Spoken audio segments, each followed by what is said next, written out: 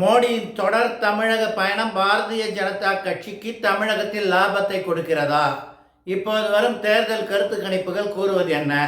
தேசிய பார்வை சேனல் நேயர்களுக்கு அன்பு வணக்கம். நான் உங்கள் ஹேமந்த் குமார். நான் சின்ன வயசில் திருவண்ணாமலையில் இருக்கும்போது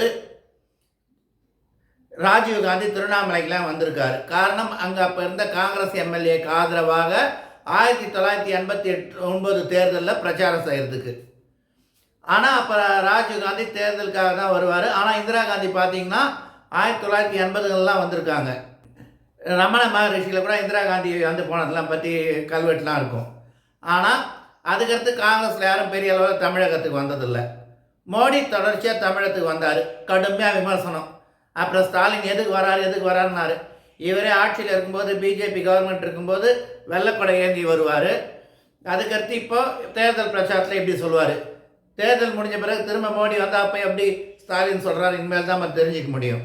இந்த சூழலில் மோடியுடைய தொடர் தமிழக வருகை பிஜேபி வளர்க்குதான்னா, இப்போதைக்கு கருத்து கணிப்புகள் பிஜேபி வளர்ந்ததை தான் காட்டுகிறது. குறைந்தபட்சம் 18% வாக்குகள் பிஜேபி பெறுன்றாங்க. அதிகபட்சம் 25% வாக்குகள் வரை பிஜேபி பெறுன்றாங்க. 50%க்கு மேலே திமுக சொல்கிறாங்க. ஒரு சில தொகுதிகள் பிஜேபி ஜெயிப்பதற்கு வாய்ப்பு இருக்கிறதாகவும் சொல்கிறாங்க.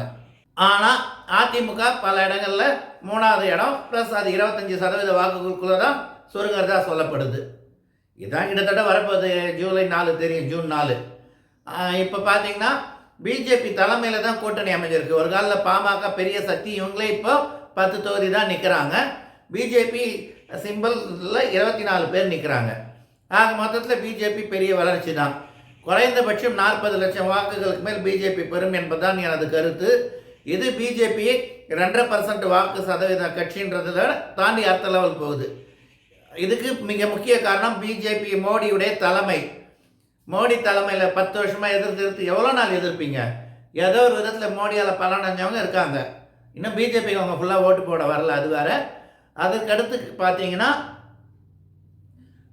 அண்ணாமலையுடைய அரசியல், பிஜேபியுடைய அமைப்பு ரீதியான வேலைகள், பல விஷயங்கள் இருக்குது. இதன் விளைவு பிஜேபி பெரிய அளவில் வளர்ந்த சக்தியாக மாறின்னு வருது. குறைந்தபட்சம் பிஜேபிக்கு 10% வாக்குகள் எம்எல்ஏ தேர்தலையும் வரும் அளவுக்கு தான் இப்போ வளர்ந்துருக்கு. இவ்வளோ பேசுகிற காங்கிரஸ்க்கே 4-5% வாக்கு கிடையாது. அப்படி இருக்கும்போது பிஜேபி இவ்வளோ தூரம் வளர்ந்திருப்பது என்பது தமிழகத்தில் தேசியம் நன்றாக மலர்கிறது. அதற்கு மோடியுடைய அடிக்கடி தமிழக பயணம் ஒரு முக்கிய காரணம் என்பது யாராலும் மறுக்க முடியாது. எப்படியோ தமிழகத்தில் அரசியல் மாற்றம் நடந்தால் சரி, அதற்கான ஆரம்ப புள்ளிகள் இப்போது வைக்கப்பட்டு விட்டன. நன்றி, வணக்கம்.